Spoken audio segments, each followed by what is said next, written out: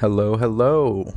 Welcome back to part 3 of our House of Leaves read along bedtime story series. Mostly, my idea is like you put this on as you're going to bed and you fall asleep to the story, or you listen to it and you fall along and it's a read along. So, this is House of Leaves. We have our notepad, we have blue pen today. Blue pen. Also, our bookmark is now Elsa moving forward. Little trading card my friend sent me, and we'll use this. So Elsa there. It's from a Disney trading card game. And we're in chapter 4. What we know now is the Novitzin record is a video, a film that's not existent to the narrator. He can't find it. But in this in Zampano's findings, or this is like Zampano's research, he made a whole thing about it. And Zampano was blind, and then the Novitzin record is about looking into darkness. So that's where we're at in a general sense. Now, if you've read the book, come along for the journey. This is my first time reading it, and this is more like a read along in a classroom setting. Like, I'll pause, I'll make a joke here and there. We'll take notes. I still have my notes from last time, and I have my water because I brought water on the last video. I said write a note for water. What else? I think that's it. So this isn't a performance. This isn't like I'm charging or anything. It's for fun, and I wanted to read a book and make a video, so I thought, two birds, one stone. And if this turns out to be something that people enjoy and I like it, I'll keep doing it. And it will be nightly, because I said at the end of the last one that I would either do it weekly or nightly, and I can't see myself once a week at this rate of reading, getting through any books. So 1 hour each night, and then if I get really enthralled, I can stop, go another hour, have videos ready, everyone's happy. Also turn the microphone gain up a little, hopefully positioning's a little better. Tried listening to the first video, and some parts were really good to hear. Other parts, when it got loud, with what I was doing, which was like mowing the yard, it was hard to hear me. And so I turned up the gain to help with that. That way, if you're listening to this, you're not sleeping, you can still, and you're doing something else, it's still audible. And that is, I think, all the preamble I have for right now. We went through, we're on chapter 4, so we'll get started. I started reading this section, and it was I was stammering a lot. I get real uncomfortable when I'm just talking and there's no like anticipated engagement. Like when you stream, you're constantly looking for like a chat message or whatever's going on when you stream. But when you're recording, it's like just talk and do your thing, and it's just weird. It's a very different format, as opposed to like if I write something out and then make it into a video, because I know what I'm going to say. So it's just weird. So I stopped it. I got to like, I think if you're looking at the book, like chapter 4, I got to like right here, and I was just fucking stammering, stuttering, and I had a blank brain. So now my brain's warmed up. I will give a preface that we do get a very dense interpretation up front, like as soon as we start. I can't comprehend it right now. I don't know. It's like the jargon, and it's very complicated. Like, I don't, stuff like that always runs circles around me, and I try to interpret it really well, and this one was just really hard. So we'll go through it, we'll read it, we'll move on, and we'll talk about it, and we'll do that. So if you stick around, thank you, and I appreciate you being here, and we'll get started on House of Leaves Part 3. Excuse me. Chapter 4. Faith. Sir, as to that matter, I don't believe one half of it myself. That's a quote by Dietrich Knickerbocker. In early June of 1990, the Davidsons flew to Seattle for a wedding. When they returned, something in the house had changed. Though they had only been away for 4 days, the change was enormous. It was not, however, obvious, like for instance a fire, a robbery, or an act of vandalism. Quite the contrary. The horror was atypical. No one would deny there had been an intrusion, but it was so odd no one knew how to respond. On video, we see Davidson acting almost amused, while Karen simply draws both hands to her face as if she were about to pray. Their children, Chad and Daisy, just run through it, playing, giggling, completely oblivious into the deeper implications. What took place amounts to a strange spatial violation which has already been described in a number of ways, namely surprising, unsettling, disturbing, but most of all uncanny. In German, the word for uncanny is unheimlich, which Heidegger in his book Sein und Zeit thought worthy of some consideration. So we're getting the definition for uncanny. And there's a German passage, but it gets broken down into English on the next page. And the footnote for it says, and here's the English, thanks to John Macri and Edward Robinson's translation of Heidegger's Being and Time, Harper and Row, 1962, page 233. I wonder if that's a real book. A real bitch to find. And here's the passage. In anxiety, one feels uncanny. Here, the peculiar indefiniteness of that which Dasein finds itself alongside in anxiety comes proximally to expression, the nothing and nowhere. But here, uncanniness also means not being at home. In our first indication of the phenomenal character of Dasein's basic state, and in our clarification of the existential meaning of being in, as distinguished from the categorical signification of insideness, being in was defined as residing alongside. Being familiar with this character of being in was then brought to view more concretely through the everyday publicness of the they, which brings tranquilized self-assurance being at home, with all its obviousness into the average everydayness of Dasein. On the other hand, as Dasein falls, anxiety brings it back from its absorption in the world, everyday familiarity collapse. Dasein has been individualized, but individualized as being in the world. Being in enters into the existential mode of the not at home. Nothing else is meant by our talk about uncanniness, which only goes to prove the existence of crack back in the early 20th century. Certainly this geezer must have gotten hung up on a pretty wicked rock habit to start spouting such nonsense.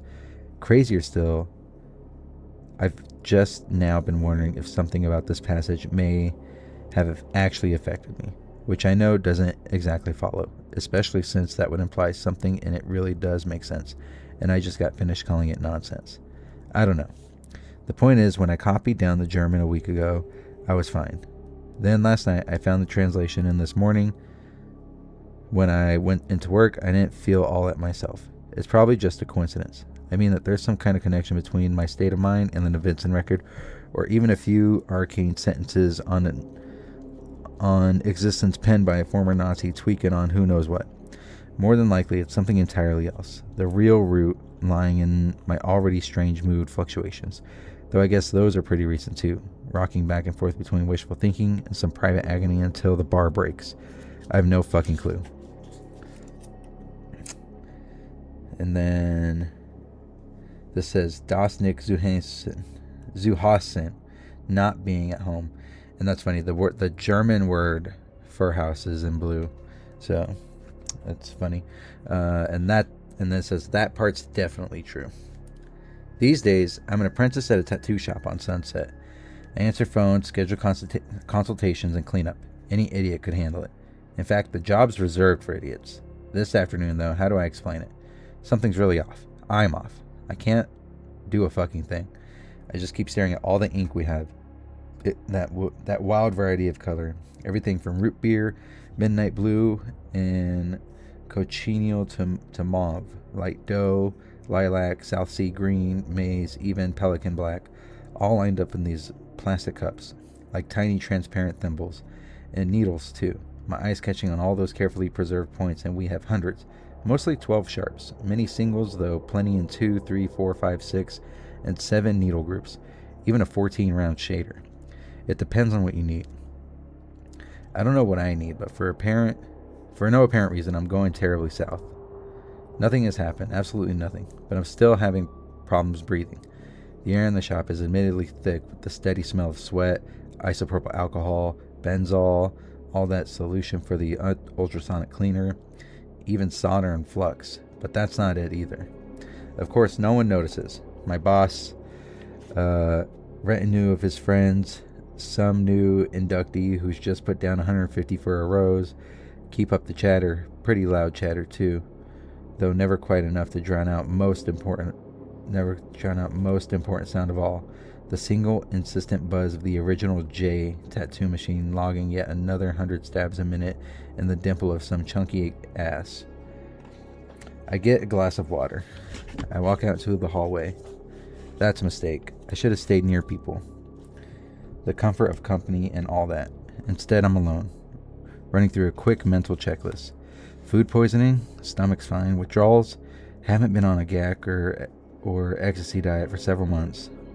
And while I didn't smoke any pot this morning, my usual ritual, I know THC doesn't create any lasting physical dependencies. And then out of the fucking loo, everything gets substantially darker. Not pitch black, mind you. Not even power failure black. More like a cloud passing over the sun. Make that a storm. Though there is no storm, no clouds.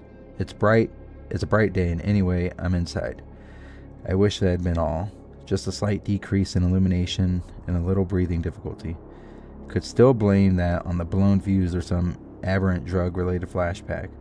But then my nostrils flare with the scent of something bitter and foul. Something inhuman, reeking with so much rot in years, telling me in the language of nausea that I'm not alone. Something's behind me. Of course, I deny it. It's impossible to deny. I want to puke. To get a better idea, try this. Focus on these words. And whatever you do, don't let your eyes wander past the perimeter of this page. Now imagine just beyond your peripheral vision, maybe behind you, maybe to the side of you, maybe even in front of you. But right where you can't see it, something is quietly closing in on you. So quiet, in fact, that you can only hear it as silence. Find those pockets without sound. That's where it is. Right at this moment. But don't look. Keep your eyes here. Now take a deep breath. Go ahead, take an even deeper one. Only this time, as you start to exhale, try to imagine how fast it will happen. How hard it's going to hit you. How many times it will stab your jugular with its teeth. Or are they nails?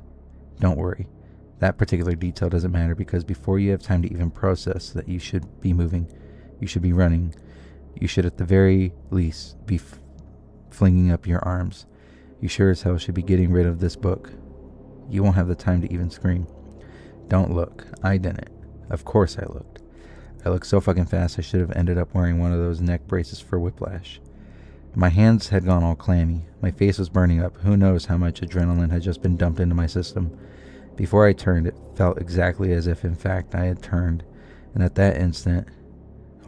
Before I turned, it felt exactly as if in fact I had turned, and at that instant caught sight of some tremendous beast crouched off in the shadows. Muscles a twitch from firing its great mass forward, ragged claws slowly extending, digging to the linoleum, even as its eyes are dilating beyond the point of reason, completely obliterating the iris, and by that widening fire, the glowing furnace of witness. A camera lucida, with me in silhouette, like some silly hand shadow twitching about upside down. Is that right? Or am I getting confused? Either way, registering at last the sign it must have been waiting for. My own recognition of exactly what has been waiting me all along. Except that when I finally do turn, jerking around like the scared shitless shit for brains I am, I discover only the deserted corridor. Or was it merely a recently deserted corridor?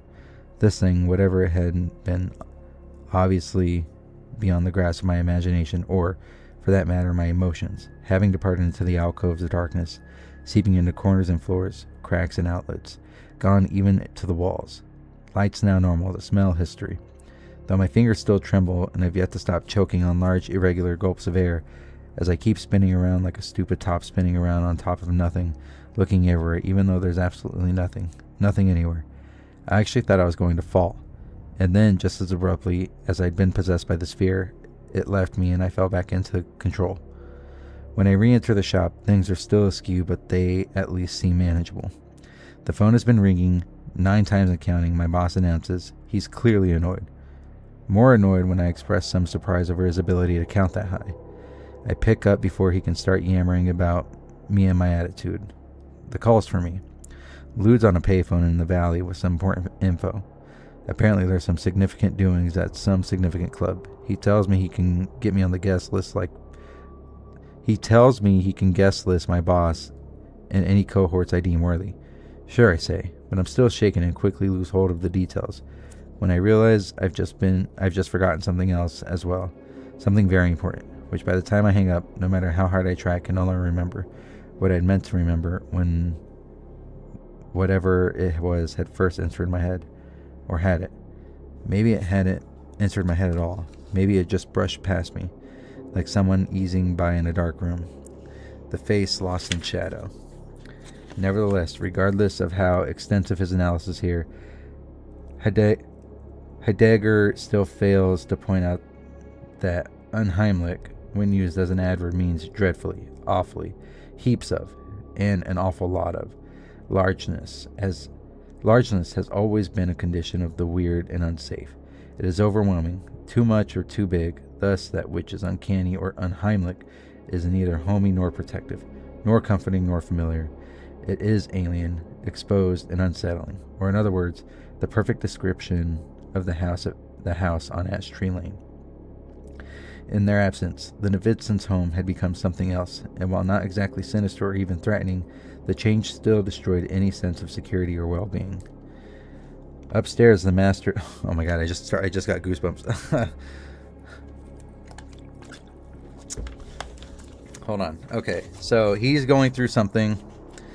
He's going through something right now.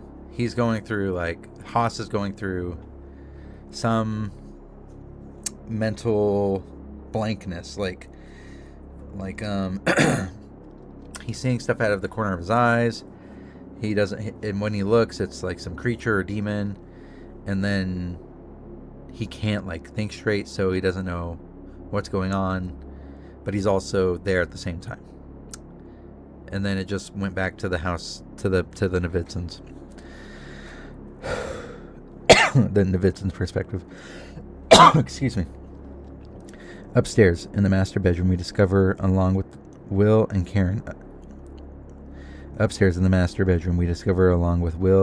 a plane. A plain white door with a glass knob. It does not, however, open into the children's room, but into a space resembling a walk-in closet. However, unlike other closets in the house, this one lacks outlets, sockets, switches, shelves, a rod on which clothes to hang, or even some decorative molding. Instead, the walls are perfectly smooth and almost pure black. Almost, because there is a slightly gray quality to the surface.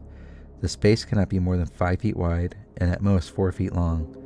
On the opposite end, a second door, identical to the first one, opens up into the children's bedroom. Novitzin immediately asks whether or not they overlooked the room. This seems ridiculous at first until one considers how the impact of such an implausible piece of reality could force anyone to question their own perceptions. Karen, however, manages to dig up some photos which clearly show a bedroom wall without a door. The next question is whether or not someone could have broken in and in 4 days constructed a peculiar addition, improbable to say the least. Their final thought is that someone came in and uncovered it, just installed 2 doors, but why? And for that matter, to quote Rilke, Novitzin does check the high 8s, but discovers that the motion sensors were never triggered. Only their exit and re-entrances exist on tape, virtually a week seamlessly deleted, showing showing us the family as they depart from a house without that strange interior space present, only to return a fraction of a second later to find it already in place, almost if it had been there all along. My thoughts lost in another conversation, though something in her movement or perfume is disturbingly familiar, though how familiar is impossible to tell, because by the time I realize she's someone I should know, she's already gone, deep into the den, beyond the bar, taking with her any chance of recognition. Though she hasn't left, she's still there, embracing shadows. Is that it? Had I been thinking of a woman? I don't know. I hope it doesn't matter. I have a terrifying feeling it does. And then here's a footnote from the previous perspective, neatly translated as who, which I happen to find in this poem, Orpheus, Eurydice, Hermes. The book's called The Select Poetry of Raina Marina, edited, translated. Oh my god. Something moved to the side of I have floaters in my eyes, and I swear something just fucking moved to my left. Oh my god. Fuck this book. Alright. Okay. That the translation, it was just a reference, so it's fine. So that was the we're in Haas's. That was Haas's when he says, I had a terrifying feeling I hope it doesn't matter. I have a terrifying feeling it does. And I think we're still in this perspective. Since the discovery occurred in the evening, it changed. Then events and the query must wait until morning. And so while Chad and Daisy sleep, we watch Karen and Will suffer through a restless night. Hillary, their 1-year-old Siberian Husky, and Mallory, their tabby cat, lie on either side of the 24-inch Sony TV, unperturbed by the new closet or the flicker from the tube or the drone from the speakers. Letterman. New revelations regarding the Iron Contra affair. Reruns the traffic of information, assuring everyone that the rest of the world is still out there. Continuing on as usual, even if 2 new doors now stand open, providing a view across a new space of darkness, from parents' room to children's room, where a tiny nightlight of a Starship Enterprise burns like some North Star. It is a beautiful shot. In fact, the composition and elegant balance of colors, not to mention the lush contrast of lights and darks, are so exquisite they temporarily distract us from any questions concerning the house or events unfolding there. It seems a perfect example of Novitzon's unparalleled talent, and illustrates why few, if any, could have accomplished what he did, especially toward the end. The following day, both Karen and Will pursue the most rational course. They acquire the architectural blueprints from their local real estate office. As might have been expected, these blueprints are not actual building plans, but were drawn up in 1981 when former owners sought permission from the town zoning board to construct an L. The L, however, was ultimately never built, as the owner soon sold the property, claiming they needed something a little smaller. Though the designs, as they appear on screen, do not show a room or closet, they do confirm the existence of a strange crawl space roughly 4 feet wide, running between both bedrooms. Alicia Rosenbaum, the real estate agent responsible for selling the Novitzons the house, gives the camera a bewildered shrug when Karen asks if she has any idea who could be responsible for this outrage. Unable to say anything useful, Mrs. Rosenbaum finally asks if they want to call the police, which amusingly enough they do. That afternoon, 2 officers arrive, examine the closet, and try to hide the fact that this had to be the weirdest call they have ever made. As Sheriff Axnard says, we'll file a report, but other than that, well, I don't know what more we can do. Better, I guess, to have been a victim of a crazy carpenter than some robber, which even strikes Karen and Novitzon as a little funny. With all obvious options exhausted, Novitzon returns to the building plans. At first, it seems pretty innocent until he gets out a measuring tape.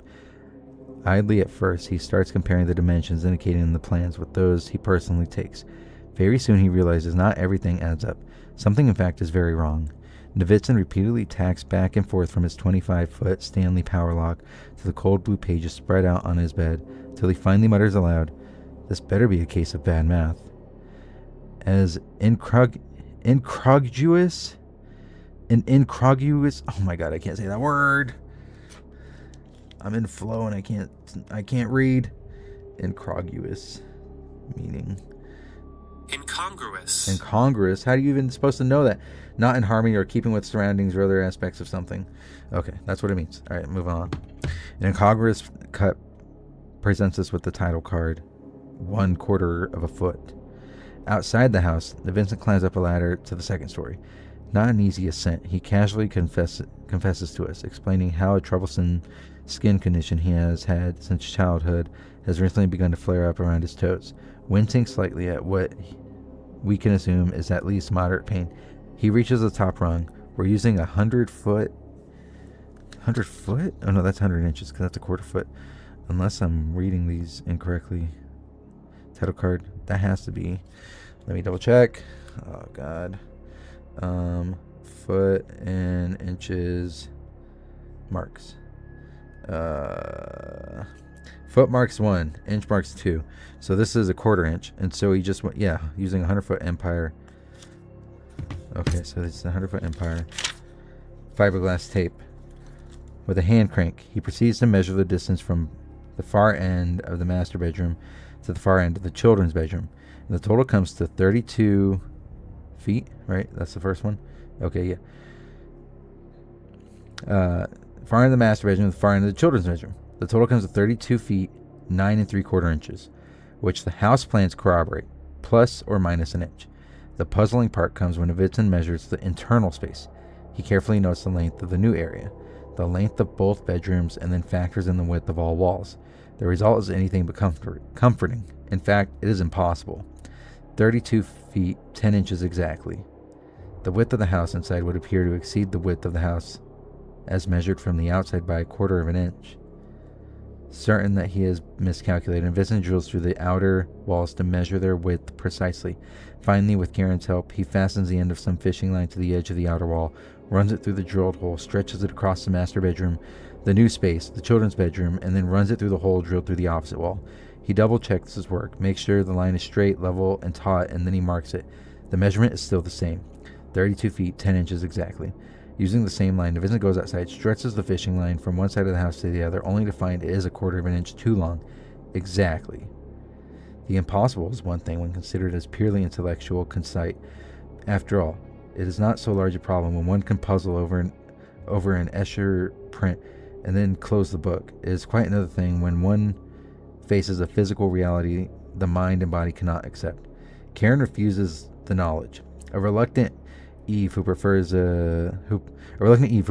tangerines to apples. I don't care, she tells Vincent. Stop drilling holes in my walls. Undeterred, Vincent continues his quest, even though repeated attempts at measuring the house continue to reveal 1/4 inch anomaly. Karen gets quieter and quieter. Vincent's mood darkens. In responding like finely tuned weather vanes, the children react to the change in parental weather by hiding in other parts of the house. Frustration edges into Vincent's voice. No matter how hard he tries, that Vincent tries 6 consecutive times in 6 consecutive segments, he cannot slaughter that tiny sliver of space. Another night passes and that 1/4 of an inch still survives. Where narratives in film and fiction often rely on virtually immediate reactions, reality is far more insistent and infinitely, literally, more patient. Just as insidious poisons in the water table can take years before their effects are felt, the consequences of the impossible are likewise not so instantly apparent. Morning means orange juice, the New York Times, NPR, a squabble over the children's right to eat sugared cereal. The dishwasher moans, the toaster pops. We watch Karen scan the classifieds as Vincent toys with his coffee. He adds sugar and milk, stirs it all up, stirs it again, and then, as an afterthought, adds more sugar, a little more milk. The liquid rises to the rim, and then by a fraction exceeds even this limit. Only it does not spill, it holds. A bulge of coffee, arcing tragically over China, preserved by the physics of surface tension. Rhyme to some unspeakable magic, though as everyone knows, coffee miracles never last long. The morning wake-up call wobbles, splits, and then abruptly slips over the edge. Now a Nile of caffeine wending past glass and politics until there is nothing more than a brown blot on the morning paper. When Vincent looks up, Karen is watching him. I called Tom, he tells her. She understands him well enough not to say a thing. He knows I'm insane, he continues. And besides, he builds houses for a living. Did you talk to him? She carefully asks. Left a message. The next card simply reads, Tom. Tom is Will and Vincent's fraternal twin brother. Neither one has said much to the other over 8 years. Navy's successful, Tom's not. Navy? Oh yeah, because she called him Navy. Ferdinand Vincent. Navy's successful, Tom's not. Karen explains in the film.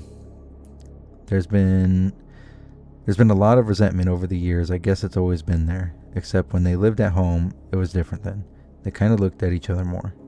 2 days later, Tom arrives. Karen greets him with a big hug and a high 8.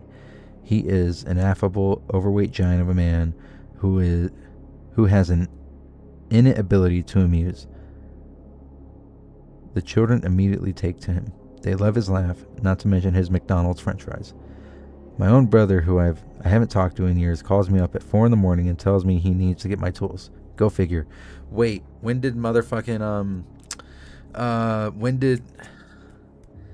when did Lude call Haas?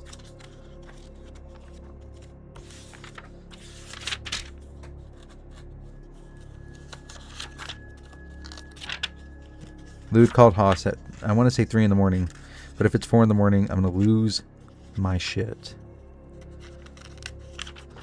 The old man died. From what I can gather, I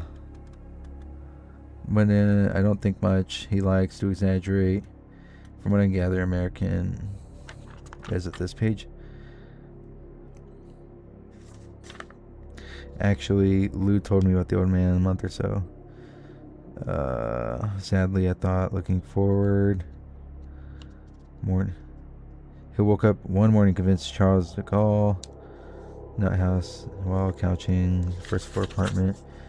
Over courtyard. Dying soon. Think of it. Mine. 96. Nights cold. Graded top of devotion. Heavy crush. Saved place last night. The old man died and together. American never came across. Who knows? Lou told it. Zabano lived. Blah blah blah. He offered in time. Anyway, Lou moved out very late. And then crack house calling. Face told me later he'd never been to the body. The police they found Lou flying in place for paramedics to aid something. Still, it took a while. Police coming, poking their heads. That's whole site. Snoop's all 80 fucking years. When did he wake him up? At 3 in the morning, headed over to Franklin. He was waiting outside. I should have turned around. I should have known. He woke him up at 3 in the morning. That's the only reference I can find. I was just tripping out on that. That's my own little brain doing stuff. Making unnecessary connections. Okay. My own brother I haven't talked to in years calls me up at 4 in the morning and tells me he needs my tools. Go figure. That means your family, Karen says happily, leading the way to Navitsin's study where she has already set out clean towels and made up the hideaway. And then we have a translation. 36. Where's 36 at? There's a footnote 36. And I don't know where the footnote was. But we'll read the footnote. So 36. Easily that whole bit from coffee. Oh, when he spilled the coffee. Down to the morning paper could have been cut. You wouldn't have noticed the absence. I probably wouldn't have either. But that doesn't change the fact that I can do it. Get rid of it, I mean. What's gained in the economy doesn't really seem to make up for what you lose of Zampano. The old man himself, coming a little more into focus, especially where digressions like these are concerned. I can't tell you why exactly, but more and more these days I'm struck by the fact that everything Zampano had is really gone, including the bowl of betel nuts left down his mantle or the battered shotgun bearing the initials RLB under his bed. Flays appropriated that goodie. The shotgun, not the bed, or even the curiously preserved bud of white rose hidden in the drawer of his nightstand. By now his apartment has been scrubbed with Clorox, repainted, probably rented out to someone else. His body's either molding in the ground or reduced to ash. Nothing else remains of him but this. So you see, from my perspective, having to decide between Old Man Z and his story is an artificial, maybe even dangerous choice, and one I'm obviously not comfortable making. The way I figure it, if there's something you find irksome, go ahead and skip it. I couldn't care less. how you read any of this. His wandering passages are staying, along with all those oddly canted phrases and even some warped bits in the plot. There's just too much at stake. It may be the wrong decision, but fuck it, it's mine. Zampano himself probably would have insisted on corrections and edits. He was his own harshest critic. But I've come to believe errors, especially written errors, are often the only markers left by a solitary life. To sacrifice them is to lose the angles of personality, the riddle of a soul. In this case, a very old soul. A very old riddle. So Haas is like saying like, yeah, there's mistakes, but, or he's saying the coffee thing was unnecessary.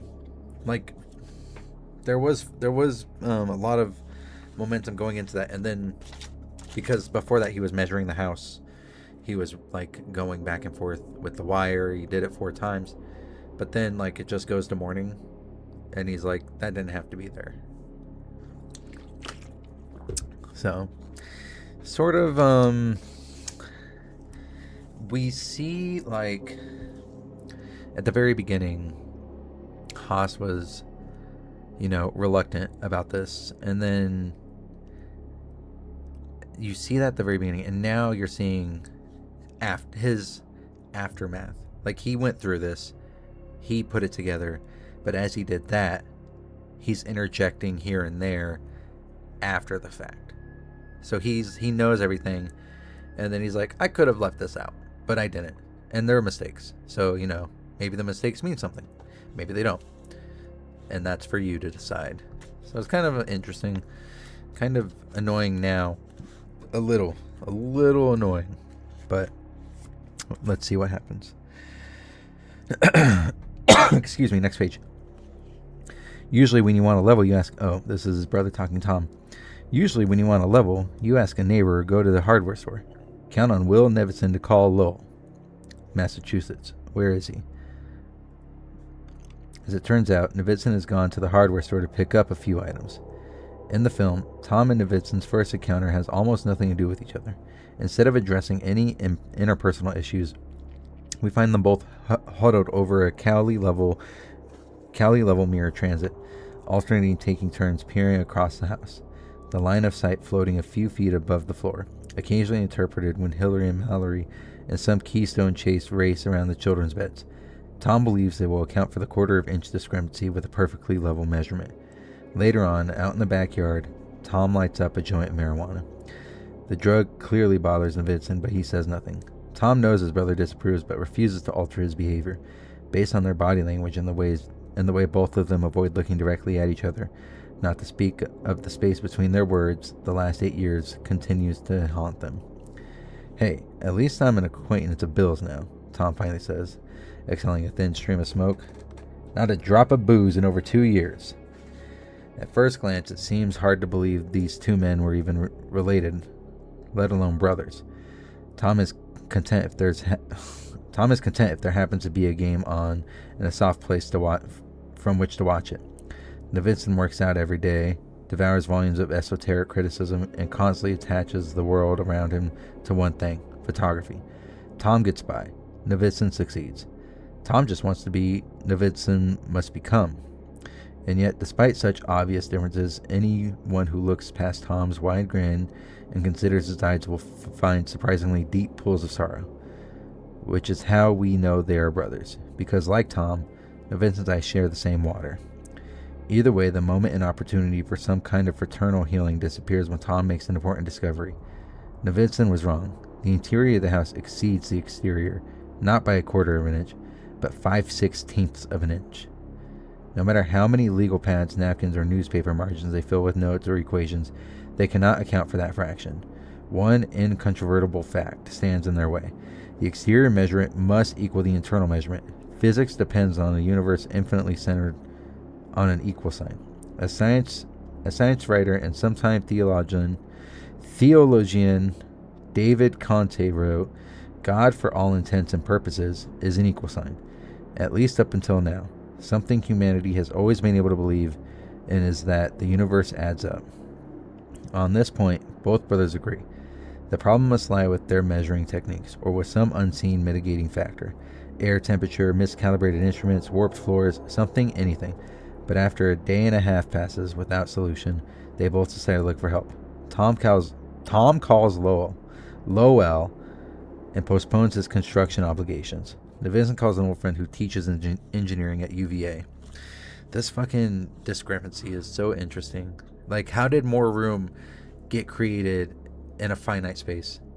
And then now it's even bigger. Like, so the measurement was off. They're like, it's not a quarter of an inch, but it's 5/16. So, I have a ruler right here. So if we look, so this, I'll show you on paper. Fuck, we can mark the book, right? Is that against the rules, marking the book? So, quarter of an inch, right, would be, I think these are 2, right? 2, 4, 6, 8, 10. Well, it would help. Maybe they're using the wrong side like me, because that's fucking millimeters. Okay, so this is an inch. So there's half. So this would be a quarter. So that's the quarter of an inch. And then, here, let's mark it on the back of this so we can get a good visual aid reference. So Novitzin, here's 1 inch. That's an inch. And then this is a quarter of an inch. So this is half, which would make this a quarter. So this is 1/4. And then he said 5/16, which would make that more than half, which is like right here, right? Because it's 16 lines. 1, 2, 3, 4, 6, 7, 8, 9, 10, 11, 12, 13, 14, 15. Yeah. So 5/16 is right here, the next line over. So that's how much more accurate they got, is 5/16 of an inch. And that's so you can see that. Well, you can't really. Here, I'll show you. But just to double check, 1, 2, 3, 4, 5, 6, 7, 8, 11, 12, 13, 14, 15, 16, and then 1, 2, 3, 4, 5, and then a quarter of an inch is 4. So there you go. Okay, so this is what it looks like, and this is what they found. So quarter of an inch, right? Can you see that? To 5/16. So they found a quarter of an inch more room inside the house. Where am I at? Oh, yeah, right here. And now he's calling an engineer from UVA. And then this footnote, what's it saying? It says, look at David Conti's All Bad Things. Also see Martin the Vanishing Paradox, which appeared in his Mathematical Games column in Scientific America. Okay. Early the following morning, both brothers head off for Charlottesville. Novitzin is not the only one who knows people in the vicinity. Karen's friend Audrey McCullough drives down from Washington, D.C. to catch up and help construct some bookshelves. Thus, as Will and Tom set out to find an answer, two old friends put an enigma on hold, stir up some vodka tonics, and enjoy the rhythm working with brackets and pine. My throat's scratchy. Hold on. Okay. Edith Scorsia has written an impressive 40-page essay entitled Riddles Without on this one episode. While most of it focuses on what Scorsia refers to as the political posture of both women, Karen as an ex-model, Audrey as a travel agent, one particular passage yields an elegant perspective into the whys and ways people confront unanswered questions. Riddles. They either delight or torment. Their delight lies in solutions. Answers provide bright moments of comprehension perfectly suited for children who still inhabit a world where solutions are readily available. Implicit in the riddles form is a promise that the rest of the world resolves just as easily. And so riddles comfort the child's mind, which spins wildly before the onslaught of so much information and so many subsequent questions. The adult world, however, produces riddles of a different variety. They do not have answers and are often called enigmas or paradoxes. Still, the old hint of the riddles form corrupts these questions by re-echoing the most fundamental lesson. There must be an answer. From there comes torment. It is not uncharacteristic to encounter adults who detest riddles. A variety of reasons may lie behind the reaction, but a significant one is the rejection of the adolescent belief in answers. These adults are often the same ones who say, grow up and face the facts. They are offended by the incongruities of yesterday's riddles with answers when compared to today's riddles without. It is beneficial to consider the origins of riddle. The Old English Radalis or radels means opinion conjure, which is related to Old English radon, to interpret, in turn belonging to the same etymological history of riddling. Riddling is an offshoot of reading, calling to mind the participatory nature of the fact. Oh my God, the participatory nature of that act to interpret, which is all the adult world has left when faced with the unsolvable. To read actually comes from the Latin riri, to educate. I can't even read. All right, let's start that. To read actually comes from the Latin riri, to calculate, to think, which is not only the progenitor, hey, there's that word again, of read, but of reason as well, both of which hail from Greek arariskine, to fit. Aside from giving us reason, arariskine also gives us an unlikely sibling, Latin arma, meaning weapons. It seems that to fit the world or to make sense of it requires either reason or arms. Charmingly enough, Karen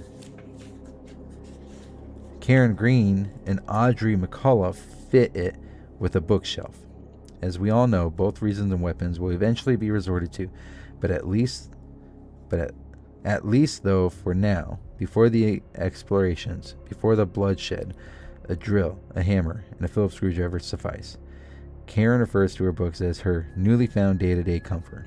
By assembling stronghold for them, she provides a pleasant balance between the known and the unknown. Here stands one warm, solid, and colorful wall of volume after volume of history, poetry, photo albums, and pulp. And though irony eventually subsumes this moment for now, at least it remains uncommented upon, and thus wholly innocent. Karen simply removes a photo album, as anyone might do, and causes all books to fall like dominoes along the length of the shelf. However, instead of tumbling to the floor, they are soundly stopped, eliciting a smile from both women, and this profound remark by Karen: no better bookends than two walls. Lessons from a library. 38. Footnote 38. Riddles without... Oh, that's just the passage from... riddles without... and yeah. Okay. Scourge's analysis, especially concerning the inherent innocence of Karen's project, sheds some light on the value of patience. Walter Joseph Adeltine argues that Scourge forms a dishonest partnership with the shelf-building segment. Riddle me this, riddle me that, is all elegant crap. This is not a confrontation with the unknown, but a flat-out case of denial. What Adeltine himself denies is the need to face some problems with patience, to wait instead of bumble, or as Tolstoy wrote, dans le doute monsieur absence toi, which is footnote 40, and then it translates something like, when in doubt, friend, do nothing, War and Peace. And then, where am I at? Here we go. Gibbons, when working on the decline and fall of the Roman Empire, would go on long walks before sitting down to write. Walking was a time to organize his thoughts, focus, and relax. Karen's shelf building serves as the same purpose as Gibbons' retreats outside. Maturity, one discovers, has everything to do with the acceptance of not knowing. Of course, not knowing hardly prevents the approaching chaos. Tum vera omni mihi visum consider in ignis ilium. Delanda est Carthago. That's 41. 41 says that know what? Latin's way out of my league. Oh, know what? Latin's way out of my league. I can find people who speak Spanish, French, Hebrew, Italian, and even German, but that Roman tongue's not exactly thriving in the streets of LA.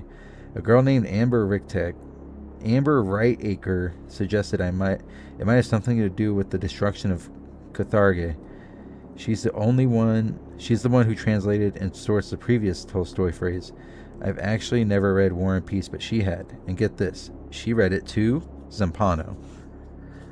I guess you might say in a roundabout way, the old man introduced us. Anyway, since that episode in the tattoo shop, I haven't gone out as much. Though to tell you the truth, I'm no longer convinced anything happened. I keep cornering myself with questions. Did he really experience some sort of decapitating seizure? Or did I invent it? Maybe I just got a little creative with my residual hangover, or a stupid head rush. Whatever the truth is, I've been spending more and more time riddling through Zampano's bits. Riddling also means sifting, as in passing corn,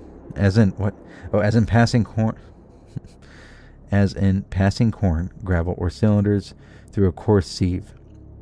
A certain co-ed taught me that. Not only have I found journals packed with bibliographies and snaking etymologies and strange little, I don't know what you'd call them, aphorisms, epiphanies, I also came across this notepad crammed with names and telephone numbers. Zampano's readers. Easily over 100 of them. Though, as I quickly discovered, more than a few of the numbers are now defunct, and very few of the names have last names for whatever reason. Those that do are unlisted. I left a couple messages on some machines, and then somewhere on page 3, Miss Wrightacre picked up. I told her about my inheritance, and she immediately agreed to meet me for a drink. Amber, it turns out, was quite a number. A quarter French and a quarter Native American with naturally black hair, dark blue eyes, and a beautiful belly. Long and flat and thin, with a slender twine of silver piercing her navel, a barbed wire tattoo in blue and red encircling her ankle. Whether Zampano knew it or not, she was a sight I'm sure he was sorry to miss. He loved to brag about how uneducated he was, Amber told me. Should I do a girl voice? I'm gonna try to do a girl voice. Let me get some water. Okay. We'll do girl voice. My girl voice is just more gentle than my voice. And now my chair is uncomfortable. And my notes are in the way. I'll just put my notes right here for now. Okay.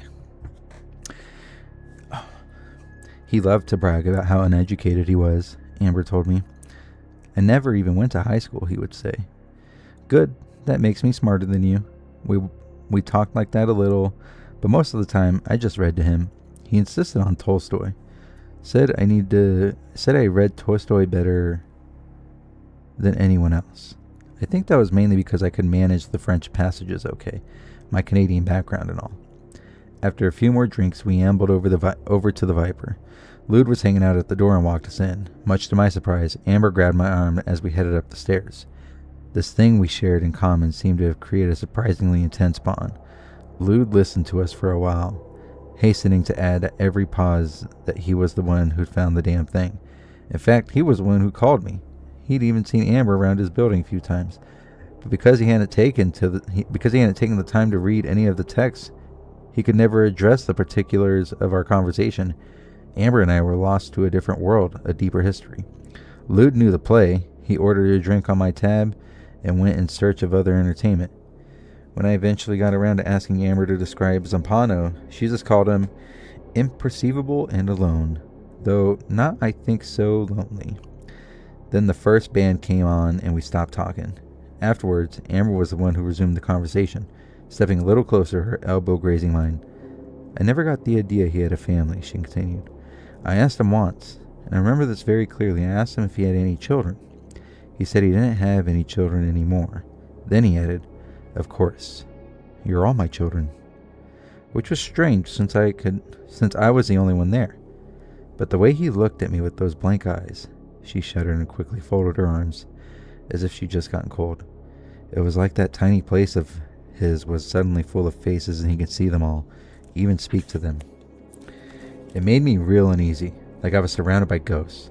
Do you believe in ghosts? I told her I didn't know. She smiled. I'm a Virgo. What about you? Oh, brother, get this girl away. No, I'm just kidding. We ordered another round of drinks. The next man came up, but we didn't stay to hear them finish. As we walked to her place, it turned out she lived nearby, right above Sunset Plaza. In fact, she kept returning to the old man, a trace of her own obsession mingling with the drift of her thoughts. So not so lonely, she murmured. I mean, with all those ghosts, me and his other children, whoever they were. Though actually, I forgot about this. I don't know why. I mean, it was why I finally stopped going over there.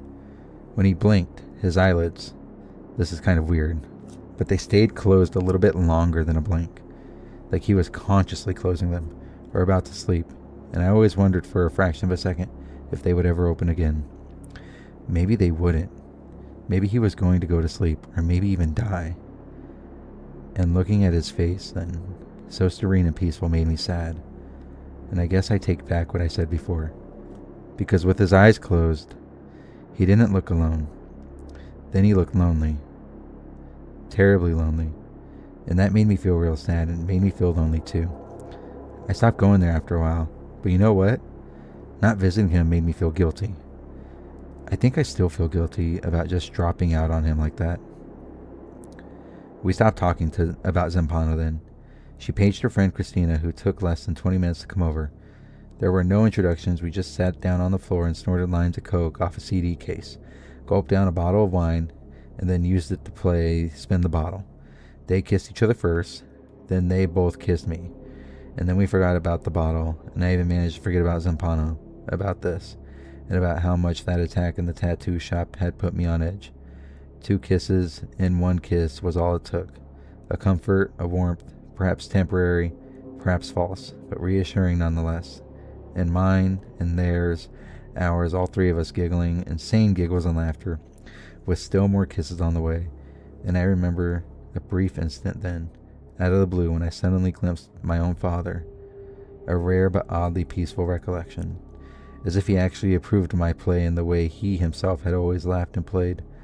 Always laughing, surrendering to its ease, especially when he soared in great updrafts of light, burning off distant plateaus of Beastern sage, throwing him up like an angel, high above the red earth, deep into the sparkling blank, the tender sky that never once let him down, preserving his attachment to youth, propriety and kindness, his plain almost, but never quite, outtracing his whoops of joy, trailing him in his sudden turn to the wind, followed then by a near vertical climb up to the angles of the sun, and I was barely 8 and still with him, and yes, that was the thought that flickered madly through me, a brief instant of communion, possessing me with warmth and ageless ease, causing me to smile again and relax as if memory alone could lift the heart like the wind lifts a wing, and so I renewed my kisses with even greater enthusiasm, caressing and in turn devouring their dark lips, dark with wine and fleeting love, an ancient memory love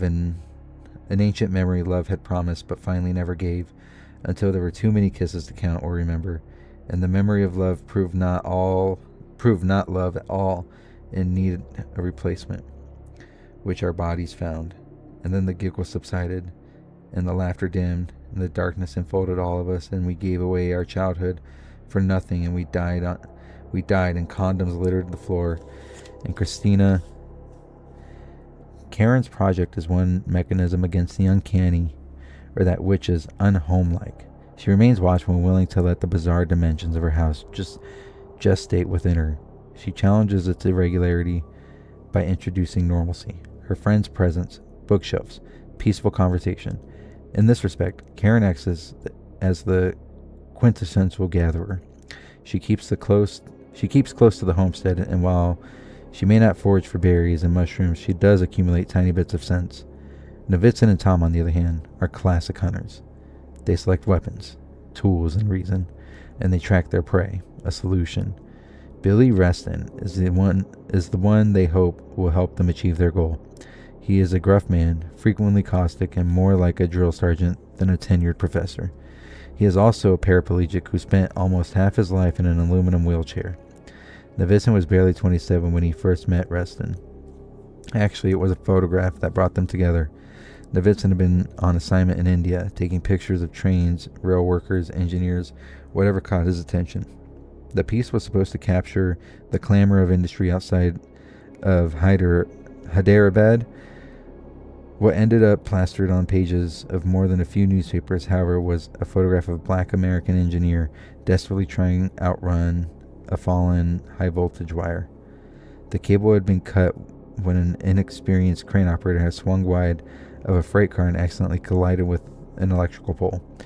The wood had instantly splintered, tearing in half. One of the power cables, which descended toward the helpless Billy Reston, spitting sparks and lashing the air like Nag or Nagiana. 43. Nag and Nagiana were the names of two cobras in Rudyard Kipling's The Jungle Book. Oh, okay. And then we got next. Threw up in the sink. Threw up in the sink and Amber chuckled. Oh, this is... Condoms littered the floor and Christina threw up in the sink and Amber chuckled a little and kissed me a little more. But in the way that told me it was time to leave. And so only now, days later, as I gave these moments shape here, do I re-encounter what my high briefly withheld, the covering memory permanently hitched to everything preceding it, and so prohibiting all of it, those memories, the good ones, no matter how different, how blissful, eclipsed by the jackknife trailer across the highway, the tractor... Wait, what? Eclipsed by the jackknife trailer across the highway, the tractor truck lodged in the stony ditch off the shoulder, oily smoke billowing up in the night, and hardly deterred by the pin-prick drizzle, the fire itself crawling up from the punctured fuel tanks, stripping the paint, melting the tires, and blackening the shattered glass. The windshield struck from within, each jagged line telling the story of a broken heart which no 10-year-old boy should ever have to recollect, let alone see, even if it was only a half-tone. The ink, all of it, over and over again, finally gathered on his delicate fingertips, as if by tracing the picture printed in the newspaper he could in some way retract the details of death, smooth away the cab where the man he saw and loved like a god agonized and died with no word of his own, illegible or otherwise, no god at all, and so by dissolving the black sky bring back the blue. But he never did. He only wore through one newspaper after another, which was when the officials responsible for the custody of parentless children decided something was gravely wrong with him and sent him away, making sure he did no more clippings, and all the ink, all that remained of his father, was washed from his hands.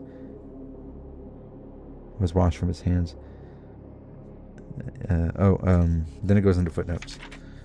Oh my goodness. We are at an hour. How much? Okay, we're at the edge of this chapter, so we're right there. This chapter has been fucking doozy, I swear. My chair's uncomfortable. The very photograph hangs on Reston's office wall. It captures the mixture of fear and disbelief on Reston's face as he suddenly finds himself running for his life. The moment he was casually scanning the yard thinking about lunch. One moment he was casually scanning the yard thinking about lunch, and in the next he was about to die. His stride is stretched, back toes trying to push him out of the way, hands reaching for something, anything to pull him out of the way. But he is too late. That serpentine shape surrounds him, moving much too fast for any last-ditch effort at escape. As Fred de Stabenrath remarked in April 1954, "Les jeux sont faits, nous sommes fucked." I don't even need translation to know what that says. It's something like you're purportedly exclaimed right before his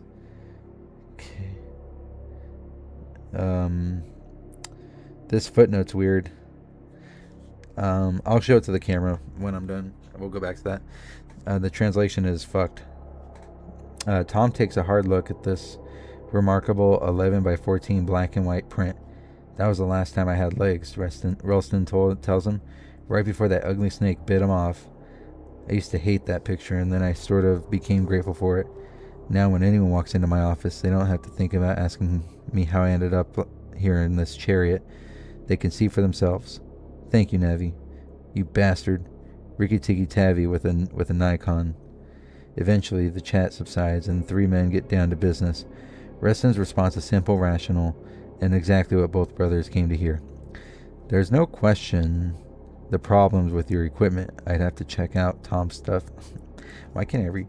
There's no question the problems with your equipment. I'd have to check out Tom's stuff myself, but I'm willing to bet university money there's something little out of whack with it. I've got a few things you can borrow. A Stanley beacon level and a laser distance meter. He grins at Navidson. The meter's even a Lika. I don't know what that means. That should put this ghost in the grave fast, but if it doesn't, I'll come out and measure your place myself, and I'll charge you for my time too. Both Will and Tom chuckle. Perhaps feeling a little foolish, Reston shakes his head. If you ask me, Navi, you've got a little too much time on your hands. You'd probably be better off if you just took your family to a nice long drive. On their way back, Navitsan points out the high 8 toward the darkening horizon. For a while, neither brother says a word. Will breaks the silence first. Funny how all it took was a fraction of an inch to get us in the car together. Pretty strange. Thanks for coming, Tom. Like, there was really a chance I'd say no. A pause. Again, Navitsan speaks up. I almost wonder if I got tangled up in all this measuring stuff just so I'd have some pretext to call you. And then underneath that footnote says, Zapano left the rest of this footnote buried beneath a particularly dark spill of ink. At least I'm assuming it's ink. Maybe it's not. Maybe it's something else. But then that's not really important. In some case, I managed to recover the lost text. See Chapter 9. Here, however, I failed. 5 lines gone along with the rest of Mr. Stab and Wrath. So that's why the thing is scuffed. I'll show you right now. So here's the footnote. And you can see the text. It just like is X'd out. And it says part missing. So. But we can translate French, you know. Le jeu sans fate. No, sometimes you're fucked. So it's like le jeu sans fate would be do you believe in faith or something like that? Do you have faith? And then it says no, sometimes you're fucked. That's how I see it. Like, that's just how it stands out to me. But, you know, I don't want to run to Google for everything. Like, we can just use our imagination, or even I think it says it gets told later down the road. So yeah, where are we at? Oh yeah, talking to his brother. Despite his best efforts, Tom cannot hold back a laugh. You know, I hate to tell you this, but there are simpler reasons you could come up with. You're telling me, Nevin says, shaking his head. Rain starts flashing down on the windshield and lightning cracks across the sky. Another pause follows. This time Tom breaks the silence. Did you hear the one about the guy on the tightrope? Navitsan grins. I'm glad to see some things never change. Hey, this one's true. There was this 25-year-old guy walking a tightrope across a deep river gorge, while halfway around the world, another 25-year-old guy was getting a blowjob from a 70-year-old woman. But get this, at the exact same moment, both men were thinking the exact same thought. You know what it was? No clue. Tom gives his brother a wink. Don't look down. And thus, as the storm begins to ravage the Virginias, another one just as easily dissipates and vanishes in a flood of bad jokes and old stories. When confronting the spatial disparity of the house, Karen set her mind on familiar things, while Navitsan went in search of a solution. The children, however, just accepted it. They raced through the closet. They played in it. They inhabited it. They denied the paradox by swallowing it whole. Paradox, after all, is two irreconcilable truths, but children do not know the laws of the world well enough yet to fear the ramifications of the irreconcilable. There are certainly no primal associations with spatial anomalies. Similar to the ingenious opening sequence of the Navitsan record, seeing these two giddy children romp around is an equally unsettling experience, perhaps because their state of naivety is so appealing to us, even seductive, offering such a simple resolution to an enigma. Unfortunately, denial also means ignoring the possibility of peril. That possibility, however, seems at least momentarily irrelevant when we cut to Will and Tom hauling Billy Reston's equipment upstairs, the authority of their tools quickly subduing any sense of threat. Just watching the two brothers use the Stanley beacon level to establish the distance they will need to measure communicates comfort. When they turn their attention to the Leica meter, it is nearly impossible not to at last expect some kind of resolution of this confounding problem. In fact, Tom's crossed fingers as the Class 2 laser finally fires a tiny red dot across the width of the house, manages to succinctly represent our own sympathies. As the results are not immediate, we wait along with the whole family as the internal computer calibrates the dimension. Navitsan captures these seconds in 16mm. his airflex already pre-focused on the left running spools of the 24 frames per second as Daisy and Colette sit on their beds in the background. Hillary and Mallory linger in the foreground near Tom, while Karen and Audrey stand off to the right near the newly created bookshelves. Suddenly, Novitzin lets out a hoot. It appears the discrepancy has finally been eliminated. Tom peers over his shoulder. "Goodbye, Mr. Fraction." "One more time," Novitzin says. "One more time, just to make sure." Oddly enough, a slight draft keeps easing one of the closet doors shut. It has an eerie effect, but each time the door closes, we lose sight of the children.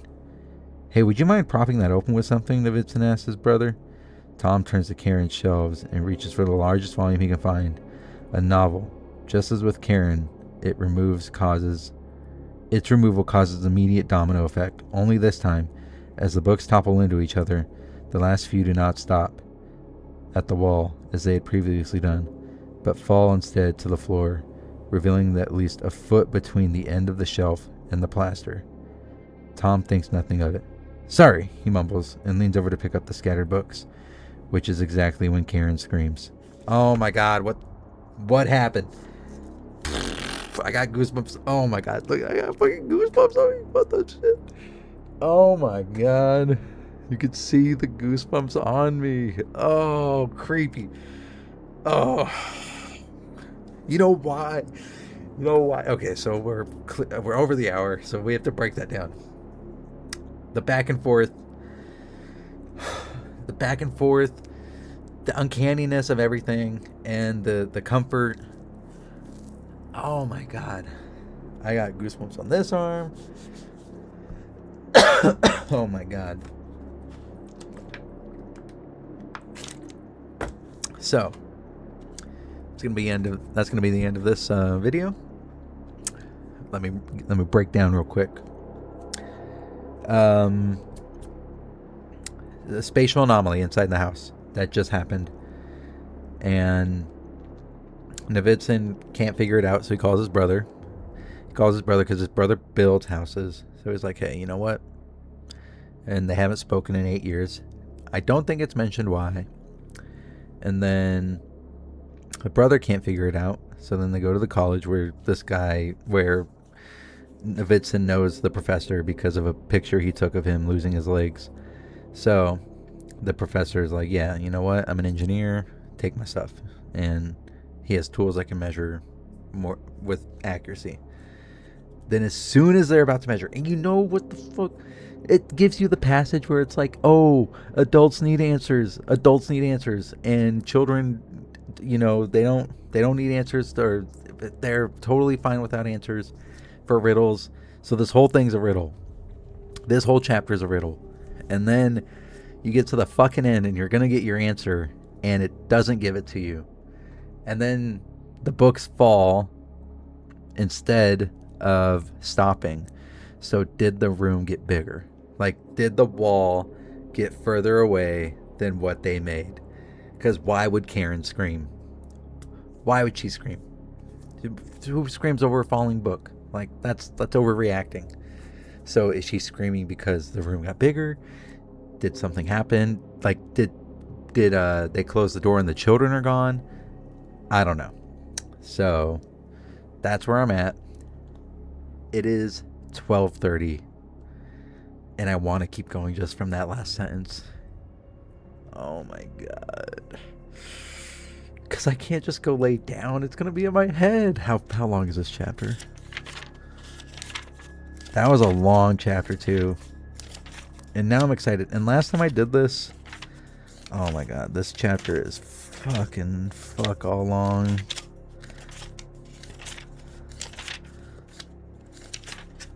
Chapter 5 to 6 is 30 some odd pages. Okay. Tomorrow's Monday. Okay. I'm gonna stop here, talk myself out of it, because I still have to upload this, stop it, upload it, make sure it goes. That'll take time, and I don't want to read something because I was struggling through that. You could hear me when I get tired, or when my brain, when I get tired, my mouth won't keep up, and then my eyes read something different. I have like undiagnosed dyslexia. Like I read things backwards, or I look for words that aren't there. So I read things backwards because I always think stuff is a riddle. So if there's a hidden word somewhere, I'm like, oh. And then I hesitate on reading because I finally, in the middle of that one chapter, there was a mistake in the spelling and which word was used. It was like ate or something like eating, but the wrong spelling was used. And I was like, because the wrong spelling's used, you were supposed to say it a certain way, but the way he wrote it was the way it is supposed to sound. So I'm like, at that moment, like, oh, he's making mistakes. Just like at the very beginning, or like the very first video, there was a sentence that it was like, you think you're young and you squirt cum everywhere, but the word cum was COMES, and he was using it sexually, which is CUM, like in a slang. So that's why I'm like, when I like have to read something over, I'm like, how is this being read? And now I finally got it. I was like, oh, intentional mistake, and I saw it right there. I was like, okay, so he did that on purpose. Oh my god, I want to know. I just want to read like 2 pages, but I don't want to like, because then I want to keep going. So tomorrow I have to, depending on how tomorrow goes, because I want to keep going. This is good. That chapter had so much back and forth, like it's so much correlation between the perspectives. And Haas is in LA, and this house on Ash Tree Lane is in Virginia, right? So why is the only connection is the Zampano, is this book that has, but everything that's happening to him is also relating to what was going on there. And is it happening because he found out about it? So that's the uncanniness, because that's what he said too. Like he's like, I don't remember it, blah blah blah. And then it doesn't help that this house has something. There's spiritual in this house that fucks with me, and it's been caught on stream before, and there's video evidence of it. So, especially in this room, stuff goes down. Like yesterday, no. This morning I was sitting in the living room. And I have a gate on the hallway.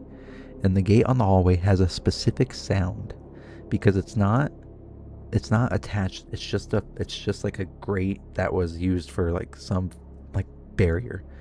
And there's no screws. It's just like a little fence thing. And whenever it moves, it has a specific sound. So it leans against the hallway, or it leans against like whatever it's against. My dog and I were sitting in the living room.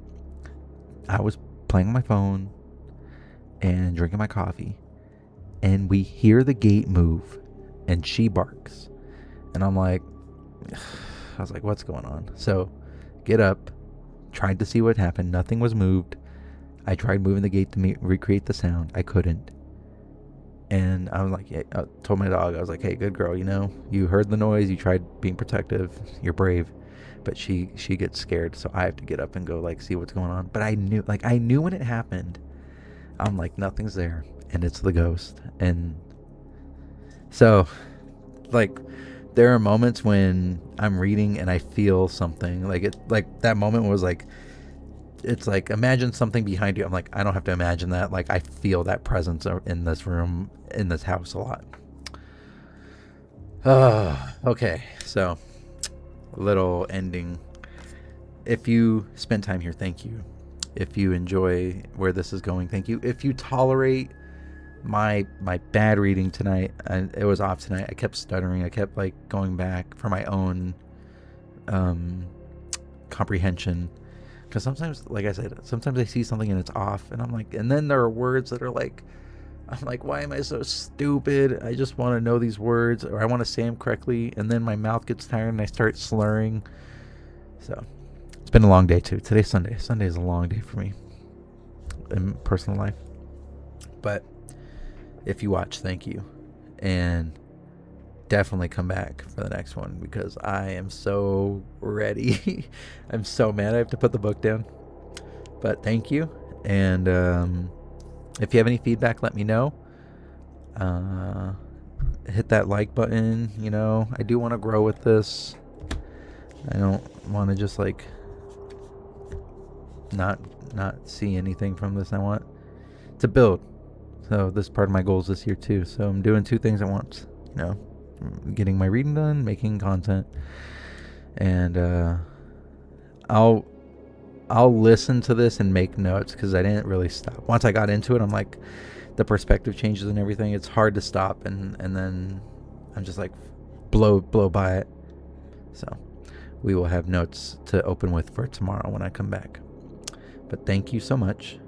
I will see you guys next time, and bye.